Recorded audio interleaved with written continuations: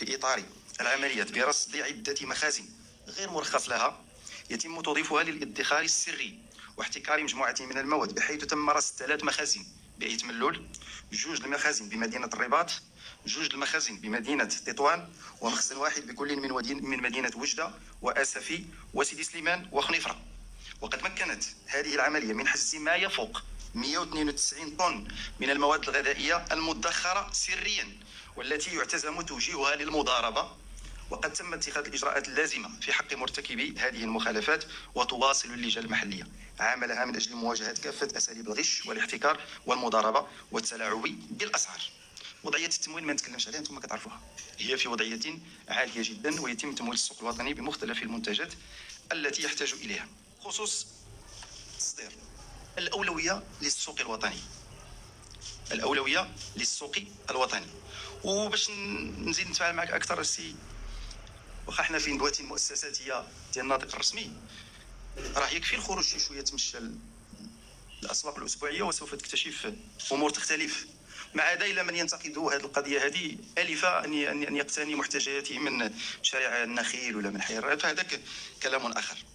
قلت بالنسبة لمسألة التصدير واضح جدا، الأولوية اليوم هي السوق الوطنية، وهذا ما محتاجش مازال نتكلموا فيه ولا نعطيو فيه بعض الإشارات ولا نعطيو فيه بعض المعطيات، لأنه اليوم اللقاءات كلها اللي تعملت مع المهنيين اليوم يجب أن نوجه هذه المواد للسوق الوطني، ومنين يكون السوق الوطني ممون بواحد الشكل كافي وترجع الأسعار إلى المستويات ديالها الاعتيادية، راه حنا دولة معروف بأن الخيارات ديالنا هي خيارات مبنية على الأسواق المفتوحة وإلى غيره من الخيارات.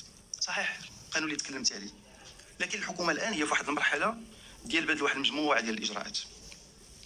الهدف هو نوجدوا هذه المواد في السوق الوطنية ثم نوجدوها بالأسعار، وهذا التزام ديال السيد رئيس الحكومة. وشفنا كيفاش الآلة اليوم ديال الاشتغال وديال الإنتاج ارتفعت. دابا الآن هي المواد الآن تتجه نحو الانخفاض. أنا نأكد لك جميع الخيارات التي تملك الحكومة إن اقتضى الحال ستفعلها راه غتفعلها.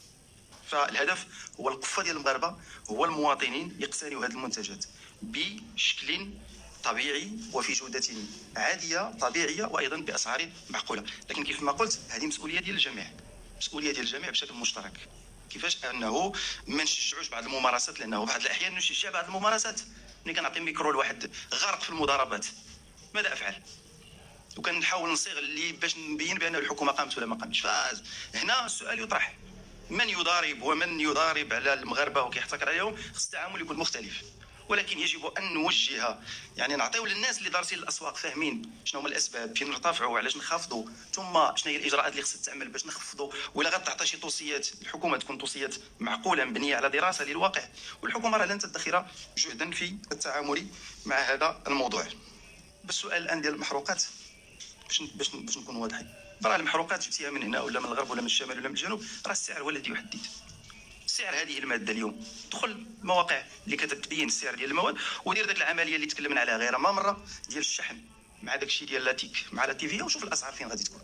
فهو جا من هنا ولا جا من هنا، راه المواد البتروليه راه موجوده، يمكن لك تحصل عليها من جميع